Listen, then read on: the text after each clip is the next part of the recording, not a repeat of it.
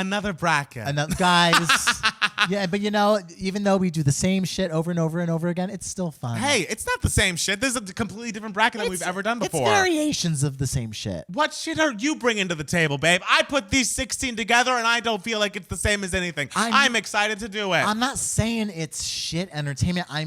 But sometimes I'm saying it's the shit. This is the shit. This is like the when shizzle. People used to say, "Oh no, I mean PHAT fat." It's Duh. like, okay, I'm mad about it still. Don't worry.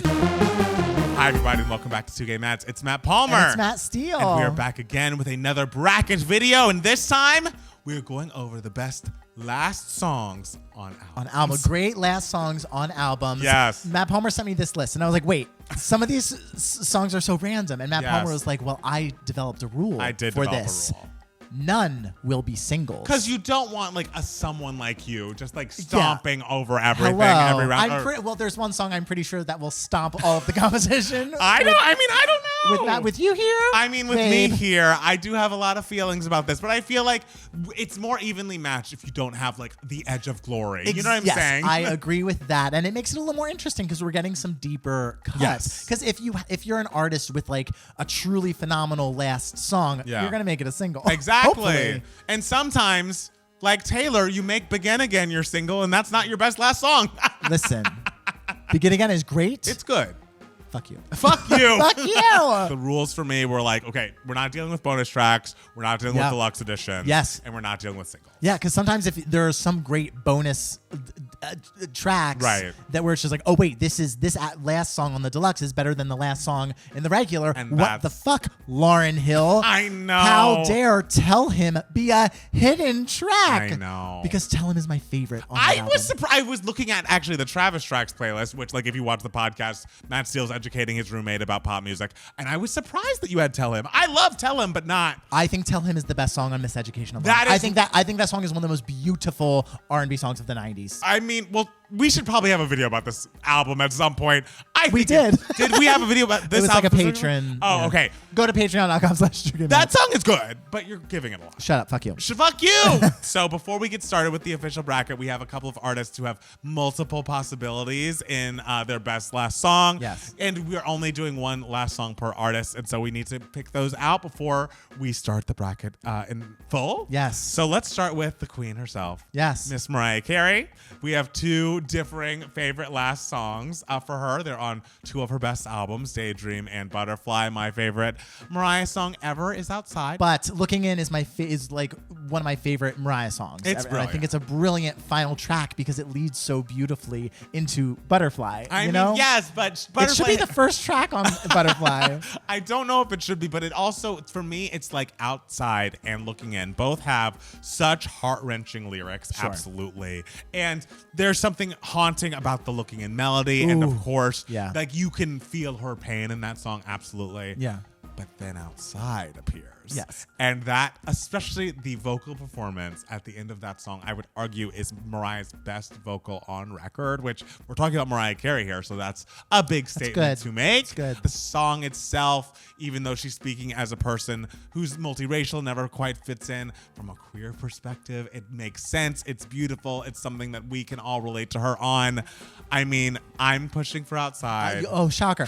Of course you are. No, they're very different because Looking In, the great thing about it is its simplicity. Yes. The simplicity, simple idea, simple concept, simple melody that is like the minorness of it is so haunting and beautiful. And Outside, the great thing about it is like, it is a finale. Yeah, Looking In is a ...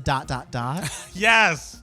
Outside has a period at the end. It does. So there are two different types of final songs you can put on albums. Yes. One that trickles out eerily, and one that's a finale. Yes. And one Outside that is fireworks. Yeah. Outside is definitely like a finale, and just the vocal performance is out of control. Even though I am a Looking In stan, I will give you, because it's your birthday tomorrow, the day after we're filming this. Thank you so much. His birthday's April 29th. Everyone wish him happy birthday. Thank you guys. It is my birthday, and so I'm therefore we get outside. We get outside. Aren't we so lucky? We're so very lucky. Know. Thank you, everyone, for the love that I assume you'll leave me in the comments. Okay, the next one, Rihanna. My choices were Skin and Good Girl Gone Bad. And then Matt Steele texts me, actually, the last song is better than both of those songs. And then 3 minutes later, he's like, oh, wait, I re-listened to the last song and never mind. And I was thinking of a different song. Okay, great. Yeah. So between Skin and Good Girl Gone Bad, I feel like Skin is very sexy and it's very Matt feels such a bitch. This song is great, and I do not understand why you are going to tell me that that's not a good song. Skin. I wouldn't say Skin is a bad song. It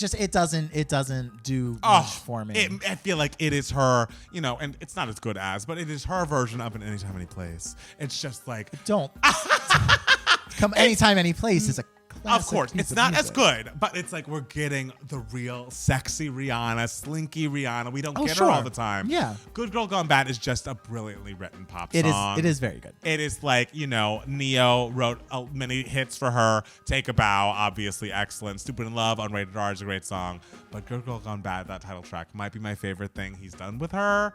So I guess you're going to go with I Good am. Girl Gone. Okay. You gave me Good Girl Gone Bad. Thank you for joining us. Justice for Skin, though. It's a great song. Loud has no bad songs. Eminem doesn't need to be on it. But okay, whatever. And then lastly, we have a couple of options for Miss Taylor Swift. But not one that I think could compete-ish with some of these. I think Mastermind could compete with these other three songs. Okay, yes. From Midnight. I don't that's think fair. it would win, but but I think Mastermind is as good as maybe not is as good. Yes, but like in the same world, in the same realm our as options are Clean, New Year's Day, yes, and Clara Bow. I think Mastermind, if you had a fourth in there, it could compete with. Absolutely, there would be a discussion. Yes, there'd be a discussion. I re-listened to all three of these songs today. I love them all. I love them all for different reasons. I do too. Like, how are we grading these? Are we grading these in the context of the album? Because New Year's Day to me is the best song on Reputation. Yes. Whereas like Clean and Clara Bow are not the best songs on those respective albums. Yes. So maybe that's why New Year's Day is like a little higher up for me. Also, New Year's Day just personally touches me the most out of these three songs. Yes. I would say in terms of like song like writing, in terms of like cleverness and everything, I would put Clara Bow ahead. But in terms of like a perfectly packaged song and one that's like her more interesting one sonically, and one that just like fits with a beautiful bow wrapped around it is Clean. I will let you choose which out of the three is your favorite. I think the thing about Clara Bow is I truly do get chills every time she says, like, you look like Taylor Swift in that final. It's great. It's like, this is a brilliant turn of phrase. Even though I know it's coming, it's always a shock. And it's always like, ooh. Yeah. You know what's being said behind your back. And then, like you said, New Year's Day is such a breath of fresh air at the end of Reputation. Yeah. And it does seem very, like emotionally resonant and very real to how she was feeling at the time. I think we gotta go capital S song. Clean is just on its own. Like, if you place these out of the context of their albums, Clean is the song that I would return to most often. And it's the most polished in terms of writing, which is kind of like, honestly, like, because New Year's Day and Clara Bow are a little like, we're kind of like zipping through some lyrics here and everything. Like, it makes it a little ragged and around, like jagged around the edges, which makes them interesting and everything. So I do like that. But you love a polish. Oh, you love a I polish. do. Yeah. So I think Clean is a good safe choice for a Taylor option for this. The drought was the very worst. I know.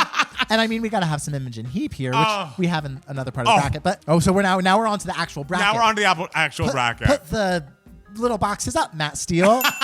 So now we have Summer Renaissance against Glitter in the Air by Pink. Summer Renaissance is a euphoric finale of that record. You know, it will always remind me of the moment on tour when she is on that fucking horse flying around. Floating away. And it's like, I can't believe I ever heard the song before I saw that visual, because to me, that's what the song is. Oh, I know. The song, it just is the perfect way to end the album, because it's just like, we are all little giant disco balls. We have just exploded, and we've shattered into a million pieces of glittery stardust and are floating in the atmosphere at the end of this song, at the end of this album. Yes, it is stunning. It is perfect. But then, speaking of glitter in the air, I believe her performance of this song at the Grammys was the first time she did her like aerial stunt work along with her performance, which is now like synonymous with Pink. It was such a viral moment. It was a moment everyone was talking about. It was very beautiful. And the song is lovely. I think it's a beautiful song. It's lovely. It works. But for me, song-wise, I think it's something else. And just moment. Like moment-wise, like that is really taking the album off to the stratosphere. And also, I feel like people don't often end the album on an up-tempo, but on Renaissance, what are you going to do? What are you going to do? Do a ballad? A fucking like piano ballad? This is going to be the up-tempo representation we need for the bracket. So Summer Renaissance, welcome to round 2. Next up, clean collaborator Imogen Heap with the final song on Ellipse, her second album. Great album. Great album. I love Speak For Yourself. Ellipse is better. The hits from Imogen Heap are not on this album, but you all need to listen to it. And Half-Life, yeah. is, I think, my favorite Imogen Heap song. I can hear that slow beginning. Yeah. And it's just the way she is describing this man who will just never give her a full piece of his heart. Like, it's always just a half-life, just enough to keep her hanging on. It's a devastation that anyone who's had unrequited love can recognize, and I love it. Yeah. We need to talk about Jamelia. We do need to talk about Jamelia because Justice for Jamelia, especially her first album and the final track on that, Antidote, is like Brandy-esque. The vocal performance, the production, it's all so like whirly and forward thinking and so cool and beautifully performed. Jamelia is excellent and incredibly underrated. I need you all to listen to that record. The chords of it, like the harmonies with herself. Yes. It's so good. It's like weirdly like eerie but sexy. And like the glitchiness of the production. Yes. It all works so beautifully together. Yeah, I remember you said something about Jamelia years ago. Of course. And I was like, who's Jamelia? And you were like, Jamelia is great. And I'm like, yeah, Matt Palmer, you think everyone's great. And then he played me Antidote, and I was like, wait, she's great. And then we made a video. We did. And we put it on Instagram of me being like, Jamelia. He's like, I just introduced Matt Steele to Jamelia, and he loves her. And I'm like cheering for Jamelia. And you tagged her in it, and she responded with like, LOL, this is so cute. Yes! We love you, Jamelia. We love you, Jamelia. I think it's got to be Half-Life. I do love Jamelia. I do. Antidote is truly fantastic, but it's just the gravitas that Half-Life is just a masterstroke. It's just a little more. It's just a little more. Speaking of gravitas, this is the heaviest too. I think this is the heaviest, like hardest choice I'm gonna make in the first round because it's between the last 5 years. Goodbye until tomorrow. The fact that you put musical theater on this bracket, the pop girls who watch us are going to be like, what the fuck is this? You need to give that song a listen and you'll understand. You cannot be fans of us until you have heard the last 5 years. Absolutely. Because we call our fan base the Cathys after the character Kathy in the last 5 years. Yes, who sings half of Goodbye Until Tomorrow. That half. And the other half of that is I Could Never Rescue You. It's just a devastating moment in the show. And so beautifully done in the film, which we just watched on Patreon for our $10 plus patrons. This is a film, a show about two people falling in and out of love and telling the story backwards and forwards. So this is a song about her falling so madly in love, Kathy falling so madly in love with Jamie while Jamie is writing the note. Moving out and leaving her. The contradiction between just like the happiness and like the optimism of that's what makes the song so devastating. It's just like the optimism that Kathy feels in this moment, and just that the dichotomy of that and Jamie's I Could Never Rescue You. Like coming in right after it is just so devastating. And then them duetting together. And I mean, it's just musical theater at its finest. It really is. Yeah. And we have Mandy Moore's best song, Gardenia, up against it. Very tough. If you've not listened to Wild Hope, I think that's an absolutely underrated record through and through. And the vocal performance on Gardenia, because, when Mandy first came out, it was like Britney time. So she's kind of like squeaking it out, trying to give sexiness. Yeah, being like, yes. But then once she like dyed her hair brunette. Yeah. Oh, when she dyed her hair brunette, I was just like, oh, here she is. Opened up that throat. This is who she is supposed to be. And you listen to this song. I know. It's great. It's a great song. Unbelievable. This is a song about finding yourself, being yourself, and figuring out who you are out of the context of fame, out of the context of a relationship. It's just, I'm the one who likes Gardenia. Yeah. I'm the one. It is. If you have not heard this song, run, don't walk to your Spotify. Give it a listen because it is everything you need from Mandy Moore. And there was a time when I had a line on the show This Is Us. Yes. And I was cut from the episode. But I got to film and be on set. I did not have a scene with Mandy Moore, but Matt Palmer told me, before you go, if you find Mandy Moore on set, you need to walk up to her and tell her how much your roommate loves Gardenia. Yes. And I did not get to see her. I think I saw her from a distance as I was driving away in the little golf cart that they put you in. Yeah. And I was just like, wait. Gardenia. I mean, I'm in the musical theater, Matt, so I'm biased. I know. I do love both songs. I love them too.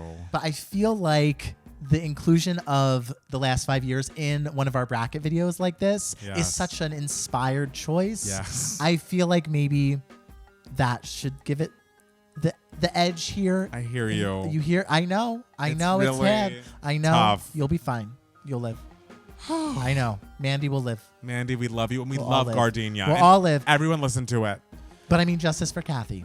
Sorry. Always. We're Kathy's here, so this song is being pushed through. Kacey Musgraves, Fine, next to Kelly Clarkson's Beautiful Disaster Live. Which I pushed for to be on this bracket. Because I was like, is this a bonus track? This is a live version of a song that was on the previous record. And I checked the Wikipedia. It was on the regular version of the album. Okay. And this, I think, is one of the most iconic things Kelly's ever done. Just the live version of Beautiful Disaster. This is Beautiful Disaster. It is a moment. And like the vocal performance. The fact that like this is not how the song originally went. Like you've heard the original Beautiful Disaster, it's right? good. It's good. Yeah. But this is how this song was meant to be performed. It's like when Mandy Moore dyed her hair red. It is. Or dyed her hair brown. It was just like, oh, this Exactly. is what you were supposed to be the whole time. This is what that song was supposed to be. Yeah, I like Fine. I like Fine a lot. Yes. I prefer It Is What It Is from Same Trailer, Different Part. Interesting. Which are kind of similar vibes. Yes. So I was surprised when you picked Fine. I was like, oh, I guess he likes Fine. I think I do. I think Fine is a little more musically interesting than It Is What It Is. Yeah. I think like melodically, I think she's doing some slightly different things. I just personally connect with It Is What It Is more. Right. With Fine, with the inclusion of Fine, are we also including that little secret, also hidden bonus track? No, it's a hidden bonus track. I do like Fine a lot. I like Fine a think lot. this album by Kacey Musgraves is fantastic. Unbelievable. But I mean, this is Beautiful Disaster. This is Beautiful Disaster. Yes. Next up, we have Mariah Carey. Outside versus Spaceship. Outside. An iconic pairing. Up against Kesha's Spaceship, which is a cute girl. Very pretty. A perfect Kesha song. A perfect Kesha song. Because Kesha is just like, I'm going to end an album with my weird ass self, just being like, when I die, don't bury me. I'm just going to be put back up in my spaceship and go back to outer space. And I love that for her. The song ends with the spaceship just flying off and her just giving this like dramatic speech where she's like, I've realized I am made of stardust and I know nothing. And it's like, you get it, girl. You better work. Yeah. Well, Outside it is. Interesting song choice here. Guys, I love this pairing. Yes. But I love Murgirl. Murgirl is great. Murgirl by Madonna on Ray of Light, her best album. It is her best album. It's a wild song. It's insane. like it's a horror movie. Oh, completely. It's like it's a 20-minute horror movie because it's so long and so slow. I assume this is what Sinners is about. I assume it is Murgirl set to film. And what are we talking about? Don't know. Don't know what this song. I looked it up once and I was like, okay. But man, it's stunning. It's stunning. It's stunning. It is beautiful. It's haunting. It's cold. It's freezing. It's a frigid bitch, that song. Never Just for a Ring by Toni Braxton. Okay. I had never heard this song before. It's everything. This song is pure camp. Oh my God. It's fantastic. What, when, where, how, who, what made. I love this song. This is like the kind of music that I would bring to camp and like have in my CD player. I was listening to such like angry lady late 90s R&B, like how dare you music. I wasn't in this for just a ring. She wasn't. Never just. It's a fantastic song. And my favorite part was Toni Braxton. For the most part, I was like, I'm hearing all the words. Yes. I'm totally hearing all the words. Look at that. I know exactly. I mean, I was reading along. But at one point, she sings, I do. And I'm like, she full out said, I knew. She turned that D into a K and went, I knew. And I'm like, I love this song so if you much. turn that D into a K, you are a psychopath. Everything. The song is everything. I love both of these songs because they are both so overly dramatic in different ways. Exactly. I don't know what to pick. It's hard. I've loved Murgirl for years. I know. But a part of me is like, let me just give that. Let me I throw mean, in a little Toni as a treat. I give it to Toni. Give it to her. I think it is fun. It is wild. It is campy. It's, it's a Tyler Perry movie. I know. We have two very different songs. Oh, sure. We have The Miseducation of Lauryn Hill by Lauryn Hill. Yes. And then we have Vanessa Carlton's The Wreckage. Speaking of horror movies. Both pianos. Both pianos. Both pianos. And Lauryn Hill I think I love this song because it reminds us that she is a capital V vocalist. That's the star of the song. The runs here are like Jasmine Sullivan level in their agility and their precision, and that is something we need to remember. Like, of course, she's a hip hop artist. She has great songs, and do up that thing we all love. But she can sing her fucking ass off, and that is on full display in this song. The Wreckage is a dark term. Oh, Vanessa Carlton, she saw the movie The Hours and was just like, oh, Philip Glass. The music you composed for this is what I want to do with my life. And because that piano accompaniment is the score to The Hours. Like, it's did not know that. And it's just like describing a car crash in the midst of it. This song is The Hours. And that just like melts my little gay movie lover heart. Yeah. So are you Team Wreckage? I am Team Wreckage just because I'm angry that Tell Him is not the real final track on this Education of Lauryn. All right. Well, Wreckage it is. And the Wreckage is also like something that truly like pop stars don't do. They don't. Like, I'm going to have this classical-ish cinematic sounding piano part and make it a pop song. Yes. So I think the Wreckage is just a little more interesting and unique. Yeah. I get that. Yeah, and just a final song. Usually you're thinking for a pop star, we're going to go introspective. We're going to talk about ourselves and like really delve deep. But it's like, no, I'll make you cry with a story about a fucking car crash. Boom. Buckle up. Thank you, Vanessa. And lastly, we have Rihanna's Good Girl Gone Bad next to Taylor Swift's Clean. We just voted on these earlier. Sure. And these are, this is a tough one. I think Good Girl Gone Bad is an incredibly written song. Yeah. I like Neo at his finest. I love Neo with an acoustic guitar. Those songs are always great, so singable. The rhythmic elements of the song are excellent. I'm a Clean girl. Yeah, I'd go with Clean. I'm a Clean I think girl. Clean's got this. Woo! I love that we have two Imogen good for us moments in the final 8. As she deserves. She does. She deserves this, guys. This is going to be hard. Yeah. Summer Renaissance versus Half-Life. This is hard because they do literally the opposite things and work perfectly on their respective albums. Yeah. It's hard for me because like when I think of Summer Renaissance, I truly like after seeing the Beyonce movie tour or whatever the fuck it was, her just flying away on that disco ball horse, whatever it was. Yes. And it just is just so representative of the era, the album. It's such a finale with a capital F. Hey. I mean, Half-Life, feels like the more quintessential final song. And you think? I mean, just like when you think of like a last song on a pop album, you're usually getting about. Usually get about. True. It feels like, okay, this is what we would do, while Summer Renaissance feels like a bit more of a surprise. I think I would say Summer Renaissance. I'll say Summer Renaissance. It's close, guys. All right, next up we have Goodbye Until Tomorrow by The Last 5 Years versus This Is a Beautiful Disaster. Because, those last 5 years were a beautiful disaster. They really were. But fuck Jamie. I mean, not to be the Broadway baby here. You can be the Broadway baby. I'll let you. But the storytelling, the final moments of the show. Yeah. It's a musical. Like, of course, we're going to get a real finale, yes. Emotionally impacting moment. Oh, I'm so proud of you, Matt Palmer. I can't believe it. And I mean, we have to choose this song because, as Kelly said, this is Beautiful Disaster. We must say, this is Two Gay Mats.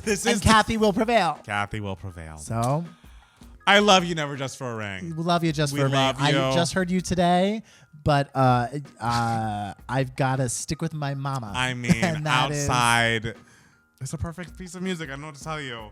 Woo, interesting. The Wreckage versus Clean.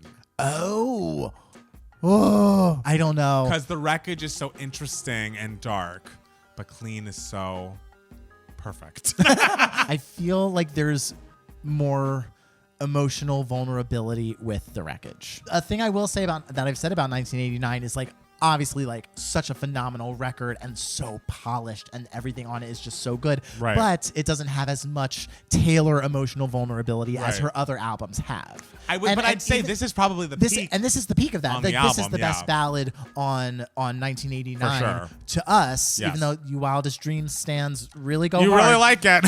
But still, I still don't think it has the emotional, just like ripping, like cutting your chest open and putting your heart on a plate as like The Wreckage does. And Taylor has done that much better in other ballads That's that true. she has. That's true. So that's why I would say The Wreckage over Clean. Wow. Okay. Oh, I mean, Imogen got I know. torn down this round. I mean, Are you going to disagree with me? Do we rock, paper, scissors? I think we might need to rock, paper, scissors. It's hard for me to throw away a capital S song like this. Sure. And like, the drought was the very worst.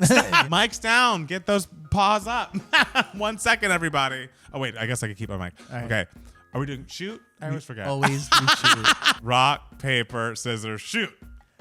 This is some bullshit. He cheats in this Listen, somehow. having the wreckage be moved through is not bullshit. I know it's not, but I just don't like losing. You know, I like to win. You know, you like to win. I like to win. Taylor's won enough in her life. Okay, That's true. I don't think Taylor went into this as the underdog. I know, but what All about right? me? What about you? I know it is What almost about your birthday. what I need? I know. Well, sorry, Effie, you're fired.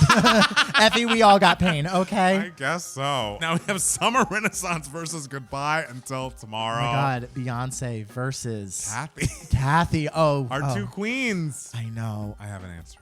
I have an answer too. 3, 2, 1. Summer Renaissance. It's just so good, guys. I'm sorry, Kathy. I'm sorry, Kathy. I'm sorry, Kathy. She's lost She's so lost much. a lot. But she's the opposite of Taylor Swift. If you think of a person who's opposite of Taylor, it's Kathy. Outside versus The Wreckage. Outside it is. And then we have my queens. Oh, this is a Isn't wonderful this nice? birthday This treat is a for me. beautiful birthday treat. And I love Summer Renaissance. Of course. It is a beautiful song, and it is so powerful at the end of that incredible record. Yeah. But some songs are just you can feel that it's the artist's DNA coming out. And that's not Summer Renaissance. Summer Renaissance is like we're flying off into the stratosphere, disco balls in hand, while outside is like Mariah at her truest self. And it is the grand, personal feeling, brilliantly sung, brilliantly written finale of not only her most like personal record, but also her best record. So this is a worthy winner. It's a worthy winner. Has Mariah ever won a bracket? No. But I mean, outside of like we had a Mariah bracket, which she did win. So I think this is the first time. And I mean, it's hard when you walk in with, a song that's your favorite song of all time. Yeah.